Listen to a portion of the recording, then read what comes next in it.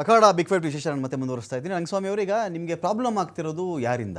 ರಾಜ್ಯ ಸರ್ಕಾರದಿಂದನಾ, ಕೇಂದ್ರ ಸರ್ಕಾರದಿಂದ? ಆಕ್ಚುಲಿ ಪ್ರಧಾನಮಂತ್ರಿ ಸ್ವನಿಧಿಯಲ್ಲಿ ಇವಾಗ ಯಾರನ್ನು ಮೆಚ್ಚೋ ಅವಶ್ಯಕತೆ ಇಲ್ಲ. ಇಲ್ಲಿ ನಟರಾಜ್ ಗೌಡ್ರ ಪ್ರಾಬ್ಲಮ್ ಅಂದ್ರೆ ಅವ್ರದೇ ಹೇಳಿ, ಶಿವರಾಜ್ ಕುಮಾರ್ ಪ್ರಾಬ್ಲಮ್ ಅಂದ್ರೆ ಅವ್ರ ಕಡೆ ಹೇಳಿ. ನಾನು ಯಾಕಂದ್ರೆ ನೀವು ಒಬ್ಬರೇ ಅಲ್ಲ, ಇಲ್ಲಿ ಇಡೀ ಬೀದಿ ಬದಿ ವ್ಯಾಪಾರಿಗಳ ಸಂಘ ರೆಪ್ರೆಸೆಂಟ್ ಮಾಡ್ತಿರೋದು ನೀವು. PM ಸ್ವನಿಧಿಲಿ ಅಂತೇಳಿ ಇವಾಗ 68 ಲಕ್ಷ ಜನ ಭಾರತ ದೇಶದಲ್ಲಿ ನೋಂದಾವಣೆ ಆಗಿರ್ತಕ್ಕಂಥದ್ದು. ಅದು central government fund, state government fund ಅಲ್ಲ ಅದು. ಇವತ್ತು ಏನೇ ನಾವು ತಗೋಬೇಕಾದ್ರೆ ಒಂದು ನಾವು ಆನ್ಲೈನ್ ಗೂಗಲ್ ಪೇ ಫೋನ್ ಮಾಡಬೇಕಾದ್ರೆ ಫುಲ್ ಎಂಟ್ರಿ ಆಗುತ್ತೆ. ಯಾವ ನಮ್ದು ಅಕೌಂಟ್ ಕೊಟ್ಟಿದ್ದೀನಿ ನನ್ನ ಅಕೌಂಟ್ ಕ್ಯಾಶ್ ಹಾಕ್ಬೇಕು ಅಂದ್ರೆ ಸೆಂಟ್ರಲ್ ಗೌರ್ಮೆಂಟ್ ಕ್ಯಾಶ್ ಆಗ್ತದೆ ನನಗೆ. ನಾನು ಈ ಬೇರೆ ಅಕೌಂಟ್ ಅಂತ ತಗೊಂಡ್ರು ಆಧಾರ್ ಕಾರ್ಡು ಪಾನ್ ಕಾರ್ಡು ಇವೆಲ್ಲ ಲಿಂಕ್ ಆಗ್ಬಿಟ್ಟಿದೆ ನಮ್ದು. ಏನೇ ಟರ್ನ್ ಓವರ್ ಮಾಡಿದ್ರೆ ಫೋನ್ ಪೇ ಮಾಡಿದ್ರೆ ಅಲ್ಲಿ ಎಂಟ್ರಿ ಆಗುತ್ತೆ ಬ್ಯಾಂಕಲ್ಲಿ. ಈಗಾಗಲೇ ಬ್ಯಾಂಕ್ನಲ್ಲಿ ಇದು ಸೆಂಟ್ರಲ್ ಸ್ಟೇಟ್ ಗೌರ್ಮೆಂಟ್ ಅಲ್ಲ. ನಾನು ಬೇಕಾದ್ರೆ ನನ್ನ ಹತ್ರ ನನ್ನ ಫ್ರೆಂಡ್ ಹೇಳ್ತೀನಿ, ನಾನು ಇದ್ರ ಬ್ಯಾಗ್ದಲ್ಲಿ 3-4 ಡೆಲ್ಲಿಲಿ ಸಭೆ ತೀರ್ಮಾನ ಮಾಡಿದ್ದೀನಿ, ಪ್ರೂಫ್ ಇದೆ ನನ್ನ ಹತ್ರ, ನಾನು ಕೇಳಿದ್ದೀನಿ. ಆಮೇಲೆ ಈ ರಾಜಸ್ಥಾನ ಆಗಿರ್ಬೋದು, ಛತ್ತೀಸ್ಗಢ ಎಲ್ಲ ಇಡೀ ಭಾರತ ದೇಶ ಅಂತ ಆ ಇಂಪಾರ್ಟೆಂಟ್ ಮೀಟಿಂಗ್ ಬೀದಿ ಬದಿ ವ್ಯಾಪಾರಿಗಳ IAS ಆಫೀಸರ್ ಮುಂದೆ ಕೂತ್ಕೊಂಡು ಇದು ಕ್ವಶನ್ ಛತ್ತೀಸ್ಗಢ ಮತ್ತು UP ಕೇಳಿದ್ರು. ಈ ತರ ನಮ್ದು ನಾನು ಟರ್ನ್ ಓವರ್ ಮಾಡ್ತಾ ಇದ್ದೆ, GST ಕಟ್ ಆಗ್ತದೆ. ಅವಾಗ ಸೆಂಟ್ರಲ್ ಗೌರ್ಮೆಂಟ್ ಒಬ್ಬ IAS ಆಫೀಸರ್ ಹೇಳಿದ್ರು, ಇದನ್ನ ನಾವು ಇಂಥ ಏನಾರು ಬಂದ್ರೆ ಬ್ಯಾಂಕಿಗೆ ಯಾವ ನೋಟಿಸ್ ಕಳಿಸ್ತೀವಿ ನಾವು, ನೀವೇನು ಹೇಳಿದ್ರೆ ಎಷ್ಟು ಟರ್ನ್ ಓವರ್ ಆಗ್ತದೆ, ಎಷ್ಟು ಐಟಮ್ ಬರ್ತದೆ, ನಿಮ್ಗೆ ಎಷ್ಟು ಲಾಭ ಇದೆಯಲ್ಲ ಅದು ದಾಖಲೆ ಕೊಡಿ ಅಂತ ಹೇಳಿ ಇವಾಗ ಸೆಂಟ್ರಲ್ ಗೌರ್ಮೆಂಟ್ IAS ಆಫೀಸರ್ ಹೇಳಿದ್ದಾರೆ. ಇದ್ರ ಬಗ್ಗೆ ನಾವು ಕ್ವಶನ್ ಕೇಳಿದೀವಿ. ಯಾಕೆ ಹೇಳ್ತೀವಿ ಈ ಕ್ವಶನ್? ಇವಾಗ 40 ಲಕ್ಷಕ್ಕೆ ನಾವು ಕೊಟ್ಬೇಕಾದ್ರೆ ಪಾಪ ಅವತ್ತು 100-500-1000 ರೂಪಾಯಿ ವ್ಯಾಪಾರ ಮಾಡೋನು ಎಲ್ಲಿ ಕಟ್ಟಕ್ಕಾಗುತ್ತೆ GST? ಅಲ್ಲ, ಅವ್ನು 40 ಲಕ್ಷ ಬಂದಿರ್ತಾನೆ ಕೇಳೋದವರು ಕೇಳಕ್ಕಾಗೋದು. ನಾವು ಬಟ್ಟೆ ಖರೀದಿ ಮಾಡ್ತೀವಿ, ಆಪಲ್ ಖರೀದಿ ಮಾಡ್ತೀವಿ, KG 150 ಸಾಲ ಮಾಡಿ ಹಾಕಿರ್ತೀವಿ ನಾವು. ಸಾಲ ಮಾಡಿ ನಿಮ್ಮ ಹತ್ರ ನಾನು ಒಂದು 10,000 ಸಾಲ ತಗೋತೀನಿ. ನಾನು 5 ಜನ ಒಂದು ಬಾಕ್ಸ್ ಆಪಲ್ಲೇ 7-8 ರೂಪಾಯಿ ಬೀಳುತ್ತೆ. ಒಂದು ಬಾಕ್ಸ್ ತಗೊಂಡು ಆಪಲ್ ವ್ಯಾಪಾರ ಮಾಡಕ್ ಆಗೋದಿಲ್ಲ ಇವತ್ತು ಪರಿಸ್ಥಿತಿಲಿ. ನಾವು 10 ಬಾಕ್ಸ್ ತಗೋಬೇಕು, ಒಂದು 5 ಬಾಕ್ಸ್ ಅರಿಜಿ ತಗೋಬೇಕು, ಅಲ್ಲೇ 50,000 ರೂಪಾಯಿ ಬಿದ್ದೋಗ್ಬಿಡ್ತದೆ. 3 ದಿನಕ್ಕೆ ನಾನು ಒಂದು ಐಟಮ್ ತಗೊಳ್ಳೇಬೇಕು. ನಾನು ತಗೊಳ್ಳಿಲ್ಲ ಅಂದ್ರೆ ನನ್ನ ವ್ಯಾಪಾರ ಇಲ್ಲ, ನನ್ನ ಕುಟುಂಬ ಜೀವನ ನೆಲ್ಲಬೇಕಾಗತ್ತೆ. ನಾನು ಸಾಲ ತಗೊಂಡು ಅವನಿಗೆ ಫೋನ್ ಪೇ ಮಾಡ್ಬೇಕು. ನಾನು ಯಾರ ಹತ್ರ ಕತ್ಕೊಂಬಂದೆ ಇಲ್ಲ, ನಾನು ಯಾರ ಹತ್ರ ಈಸ್ಕೊಂಬಂದೆ ಲೆಕ್ಕಕ್ಕಲ್ಲ, ನಾನು ಅವನಿಗೆ ಅಕೌಂಟ್ ಹಾಕಿದ್ದೇನೆ. ಅಕೌಂಟಬಿಲಿಟಿನ ತೋರಿಸ್ತಾ ಇದೆಯಾ ಇದು? ಮೊದಲು ಹೆಂಗೋ ವ್ಯಾಪಾರ ಮಾಡ್ಕೊಳ್ತಾ ಇದ್ರು, ದೇಶಕ್ಕೆ ತೆರಿಗೆ ಬರಲಿ, ಅವರದ್ದು ಗಣನೆಗೆ ಬರಲಿ ಆ ಮನುಷ್ಯ. ರಂಗಸ್ವಾಮಿ ಅವರು ವ್ಯಾಪಾರ ಮಾಡ್ತಿರೋ ನನಗೆ ಗೊತ್ತಾಗಬೇಕು, 40 ಲಕ್ಷ ವ್ಯಾಪಾರ ಮಾಡಿದ್ರೆ ನೀನು ಮಾಡ್ಕೊಳ್ಳಪ್ಪ, ನಾನೇ ನಿಂಗೆ ಟ್ಯಾಕ್ಸ್ ಹಾಕಲ್ಲ. ಆಫ್ಟರ್ 40 lakhs ಇದನ್ನ ವ್ಯಾಪಾರ ಅಂತಾನೆ ಕನ್ಸಿಡರ್ ಮಾಡ್ತಾ ಇದ್ದಾರಾ, ಆದಾಯ ಅಂತ ಕನ್ಸಿಡರ್ ಮಾಡ್ತಿದ್ದಾರಾ, ಟರ್ನ್ ಓವರ್ ಅಂತ ಕನ್ಸಿಡರ್ ಮಾಡ್ತಿದ್ದಾರೆ? ರಂಗಸ್ವಾಮಿ ಹತ್ರ ತರಕಾರಿ, ಹಣ್ಣು ಹಂಪಲು ಬೀದಿಯಲ್ಲಿ ವ್ಯಾಪಾರ ಮಾಡುವವರಿಗೆ ಟ್ಯಾಕ್ಸ್ ಇಲ್ಲ. ತರಕಾರಿ ಮೇಲೆ ಟ್ಯಾಕ್ಸ್ ಇಲ್ಲ. ನೀವು ಕೋಟಿ ಕಟ್ಟಲೆ ಟರ್ನ್ ಓವರ್ ಮಾಡಿ, ಟ್ಯಾಕ್ಸ್ ಇಲ್ಲ ಅಲ್ಲಿ. ಸೊ ಟ್ಯಾಕ್ಸ್ ಇರೋದು ಯಾರಿಗೆ? ಹಣ್ಣು ಹಂಪಲು ತರಕಾರಿ ಬಿಟ್ಬಿಟ್ಟು ರೋಡ್ ಸೈಡ್ಲಿ ಮಾರುವವರಿಗೆ ತರಕಾರಿ ಇಲ್ಲ. ಈ ತರಕಾರಿ ಮಾಲ್ನಲ್ಲಿ ಮಾಡ್ತಾರಲ್ಲ, ಪ್ಯಾಕೆಟ್ ಮಾಡಿ ಮಾಡ್ತಾರಲ್ಲ, ಅವರಿಗೆ ಟ್ಯಾಕ್ಸ್ ಇದೆ. ಅವ್ರಿಗೆ ಇನ್ಪುಟ್ ಸಿಗುತ್ತೆ, ಔಟ್ಪುಟ್ ಆಗುತ್ತೆ. ಆದರೆ ಇಲ್ಲಿ ಇವಾಗ 40 lakhs ಮೇಲೆ ಟರ್ನ್ ಓವರ್ ಬರೋದು ಯಾರಿಗೆ? ಎಲೆಕ್ಟ್ರಾನಿಕ್ ಗುಡ್ಸು, ಎಲೆಕ್ಟ್ರಿಕಲ್ ಗುಡ್ಸು, ಹ್ಯಾಂಡಿಕ್ರಾಫ್ಟ್ಸು, ಜ್ಯುವೆರಿ, ಮತ್ತು ಇದೇನು ಬಟ್ಟೆಗಳು, ಗಾರ್ಮೆಂಟ್ಸ್ಗಳು, ಇದು ಎಲ್ಲ ಸಣ್ಣ ಸಣ್ಣ ವ್ಯಾಪಾರಿಗಳು ಇರ್ತಾರಲ್ಲ, ಅವರು QR ಕೋಡ್ನಲ್ಲಿ ಪರ್ಚೇಸ್ ಮಾಡ್ತಾರೆ, QR ಕೋಡ್ನಲ್ಲಿ ಸಾಲ ತಗೊಳ್ತಾರೆ. ಆ ಬಂದಿರೋದು ಪ್ರಾಬ್ಲಮ್ ಏನಂದರೆ, ಒಂದು ವೇಳೆ 40 lakhsನಲ್ಲಿ ಸಾಲ ತಗೊಂಡಿರೋದು ಕೂಡ ಅಕೌಂಟ್ ಆಗಿದ್ದರೆ ಅದು ತಪ್ಪಾಗುತ್ತೆ. ಒಂದು ವೇಳೆ 40 lakhs ಫುಲ್ ಟರ್ನ್ ಓವರ್ ಮಾತ್ರ ಈ QR ಕೋಡ್ನಲ್ಲಿ ಪೇಮೆಂಟ್ ತಗೊಂಡು ಟರ್ನ್ ಓವರ್ ಆದರೆ 41 ಆದ ತಕ್ಷಣ ಅವ್ರು ಟ್ಯಾಕ್ಸ್ ಕಟ್ಟಬೇಕು. ಅದು ನ್ಯಾಯ. 40 ಲಕ್ಷದವರೆಗೆ ವಿನಾಯಿತಿ. 40 ಲಕ್ಷದ ನಾನು ಹೇಳ್ತಿರೋದು ಸರ್, ಈಗ ಮಾಲಲ್ಲಿ ಪೇ ಮಾಡಲಿ, ಬೀದಿ ಬದಿಲಿ ಕೊತ್ತಂಬರಿ ಸೊಪ್ಪು ತಗೊಳ್ಳಿ, ಯಾರಾದರೂ ಕ್ಯಾರೆಟ್ ತಗೊಳ್ಳಿ, ಏನೇ ತಗೊಂಡ್ರು ಕೂಡ ಪೇ ಮಾಡೋದು ನಾನು UPI ಮೂಲಕನೇ. 5 ರೂಪಾಯಿಗೂ ನಾನು ಅದನ್ನೇ ಪೇ ಮಾಡ್ತೀನಿ, 2 ರೂಪಾಯಿಗೂ ಅದನ್ನೇ ಪೇ ಮಾಡ್ತೀನಿ ನಾನು. ಇದೆಲ್ಲ ಸರ್ 40 ಲಕ್ಷ ತರಕಾರಿ ಮಾರುವವರಿಗೆ ಸಾಲ ತಗೊಳ್ಳೋದು ನಾನು ಅದನ್ನೇ ತಗೋತೀನಿ. ಕೋಟಿ ಕಟ್ಲೆ ಬಿಸ್ನೆಸ್ ಮಾಡಿದ್ರು GST ಇಲ್ಲ. ಈಗ ಕ್ರಾಸ್ಟ್ ಅವ್ರು ಹೇಳ್ದಂಗೆ ಎಲೆಕ್ಟ್ರಾನಿಕ್ಸ್ ಗೂಡ್ಸ್ಗಳು ಅಥವಾ ಕ್ಲಾತ್ ಅಪರಲ್ಸು ಇಂಥವಿದ್ದವ್ರಿಗೆ 40 ಲಕ್ಷ ಕಾರ್ಡ್ಸ್ ಆದ್ರು ಅಂತ ಹೇಳ್ತಾ ಇದ್ರಲ್ಲ. ಅಲ್ಲೇನಾಗುತ್ತೆ ಅಂದರೆ ಅವ್ನು ಸ್ಟಾಕ್ ತರಬೇಕಾದ್ರೆ GST ಪೇ ಮಾಡಿ ಸ್ಟಾಕ್ ತಂದಿರ್ತಾನೆ ಅವನು. ಆಯ್ತು, ಅವ್ನು GST ನಂಬರ್ ಇದ್ರೇನೆ ಜಾಸ್ತಿ ಅಷ್ಟು ಸ್ಟಾಕ್ 40 ಲಕ್ಷ 30 ಲಕ್ಷ ತರ್ತಾ ಇರೋದು. ಇದು ಅವ್ರ ವಿಷಯ ಅಲ್ಲ, ಇದು ಅವ್ರಲ್ಲದ್ದು ವಿಷಯ. ಸಣ್ಣ ಪುಟ್ಟ ದಿನಸಿ ಅಂಗಡಿ, ತುಂಬಾ ಅತ್ಯಂತ ಚಿಕ್ಕ ಸಣ್ಣ ಬೇಕ್ರಿ, ಅವ್ರು ಯಾರಿಗೋ ಬನ್ನು ಕಾಫಿ ಟೀ ಮಾರಿ 20 ರೂಪಾಯಿ 30 ರೂಪಾಯಿ ಸ್ಕ್ಯಾನ್ ಮಾಡಿಸ್ಕೊಂಡು 40 ಲಕ್ಷ ಆಗಿರ್ತದೆ. ಅವ್ರಿಗೆ ಇವಾಗ ಬಂದಿರತಕ್ಕಂಥದ್ದು ಹೊರೆ. ಕೇವಲ ಅವರಲ್ಲದೆ ಬೀದಿ ಬದಿ ವ್ಯಾಪಾರಿಗಳಿಗೂ ಕೂಡ ಅದರೊಳಗೆ ನಿಮ್ಗೆ ನೋಡ್ರಿ ಇಲ್ಲಿ ಕಾಂಗ್ರೆಸ್ ಬಿಜೆಪಿ ಅಂತ ಬೇಡ. ನಾನು ಅದೇ ಹೇಳ್ತಾ ಇಲ್ಲ. ನಾನೇನ್ ಕೇಳ್ತಿದ್ದೀನಿ ಗೊತ್ತಾ, ಬೀದಿ ಬದಿ ವ್ಯಾಪಾರಿ ಗಾಬರಿ ಆಗಿದ್ದಾನೆ ಇವತ್ತಿಗೆ. ಖಂಡಿತವಾಗಿ ಸಣ್ಣ ವ್ಯಾಪಾರಿ ಗಾಬರಿ ಆಗಿದ್ದಾನೆ. ಖಂಡಿತವಾಗಿ. ಇಲ್ಲಿ ಶಿವರಾಜ್ ಕುಮಾರ್ ಅವರು ಮಾತಾಡಿ, ನೀವಾದ್ರೂ ಮಾತಾಡಿ. ನಾನು ನಿಜ ಒಪ್ತಾ ನಾವು ಅವನ ಸಮಸ್ಯೆ, ನಾನು ಅದನ್ನೇ ಅವನು ಜನಗಳಿಂದ ಇನ್ಮೇಲೆ UPI ಇಂದ ನಾನು ದುಡ್ಡೇ ತಗೊಳ್ಳಲ್ಲ ಅಂತ ಗಾಬರಿ ಆಗಿದ್ದಾನಲ್ಲ, ಆ ಗಾಬರಿ ನಿವಾರಣೆ ನಾನು ನೀವು ಇವರೆಲ್ಲ ಏನ್ ಮಾಡಬೇಕು ನನ್ನ ಪಾಯಿಂಟ್. ಅಲ್ಲ, ಅದು ಕರೆಕ್ಟ್. ಅದನ್ನೇ ನಾನು ಮುಂದುವರಿಸ್ತಾ ಇದ್ದೆ. ಬೀದಿವರಿ ವ್ಯಾಪಾರಿ ಅವನು ಹೂವು ಮಾರ್ತಾನೆ, ಹಣ್ಣು ಮಾರ್ತಾನೆ, ತರಕಾರಿ ಮಾರ್ತಾನೆ, ಅವ್ರ ರೈತರಿಂದ ಕೊಂಡ್ಕೊಂಡು ಬರ್ತಾನೆ. ಅವನು ಟ್ಯಾಕ್ಸ್ ಹಾಕಲ್ಲ, ಆದ್ರೆ ಇವ್ರು UPI ಪೇಮೆಂಟ್ ಇಂದ ಮಾಡಿ 40 ಲಕ್ಷ ದಾಟಬಿಟ್ಟು ದಾಟುತ್ತೆ. ಯಾಕಂದ್ರೆ ರಂಗಸ್ವಾಮಿ ರಂಗಸ್ವಾಮಿ ಅವರು ಹೇಳ್ದಂಗೆ ಅವರು 10 ಜನ 10,000 ಇಸ್ಕೊಂಡು 1 ಲಕ್ಷ ರೂಪಾಯಿ ಇವತ್ತು ಹಾಕಿ ವ್ಯಾಪಾರ ಮಾಡಿ ಕೊನೆಗೆ ಒಂದು 3,000 ರೂಪಾಯಿ ಲಾಭ ಜೊತೆಲಿ ಇಟ್ಕೊಂಡು ಮಿಕ್ಕಿದೆಲ್ಲ ವಾಪಸ್ ರಿಟರ್ನ್ ಮಾಡ್ತಾರೆ. ನಾಳೆ ಮತ್ತೆ ಅದೇ ಮಾಡ್ತಾರೆ. ಅವರ ಟ್ರಾನ್ಸಾಕ್ಷನ್ ಹೆಂಗ್ ತೋರಿಸ್ತದೆ, ಕೋಟಿ ತೋರಿಸ್ತದೆ, ಅದ್ರೊಳಗೆ ಕೋಟಿ ತೋರಿಸ್ತದೆ. ಆಯ್ತಾ?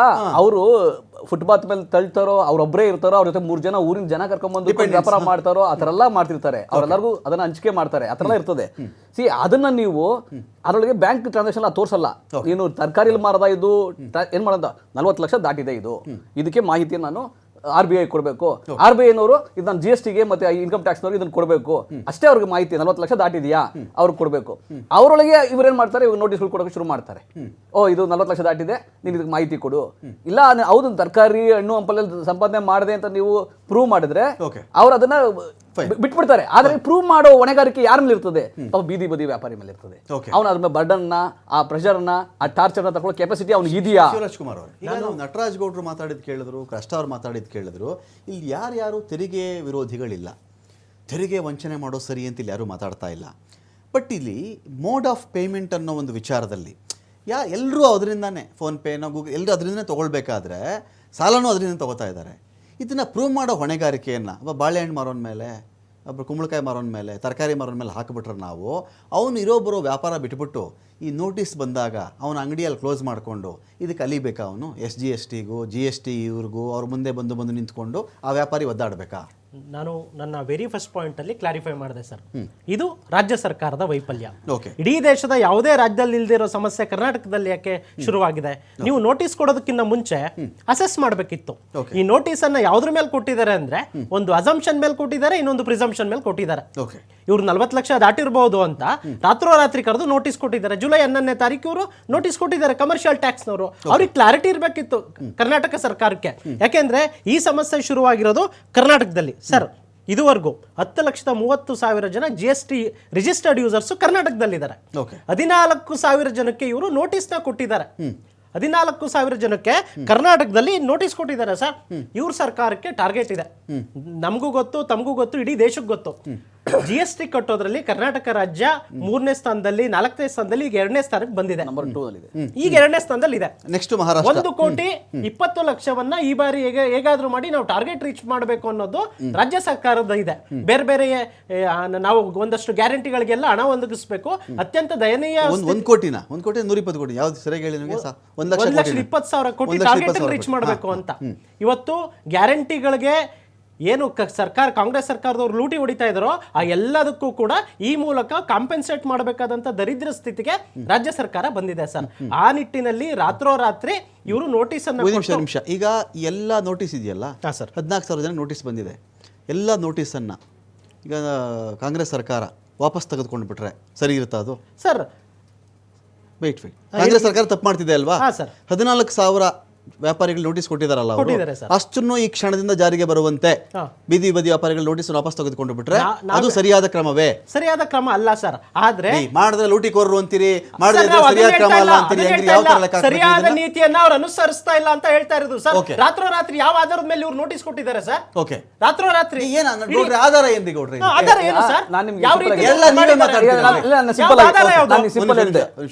ಈಗ ಸರ್ ಈ ವರ್ಷ ಕೇಂದ್ರ ಸರ್ಕಾರಕ್ಕೆ ಏನ್ ಗೊತ್ತಾ, ಜನಗಳು ತೆರಿಗೆ ತಗೊಳ್ಳೋದು ರಕ್ತ ಇರೋ ಸೊಳ್ಳೆಗಳ ತರ. ಕೇಂದ್ರದ ನೋಟಿಸ್ ಬಂದಿಲ್ಲ, ರಾಜ್ಯ ಸರ್ಕಾರ ತೀರ್ಮಾನ ಮಾಡೋದಿಲ್ಲ. ಯಾರು 40 ಲಕ್ಷ ದಾಟ್ತಾ ಇದೆ, ಯಾರು 60 ಲಕ್ಷ ದಾಟ್ತಾ ಇದೆ, ಯಾರು 1 ಕೋಟಿ ದಾಟ್ತಾ ಇದೆ, ರಾಜ್ಯ ಸರ್ಕಾರ ತೀರ್ಮಾನ ಮಾಡ್ತಾ ಇಲ್ಲ.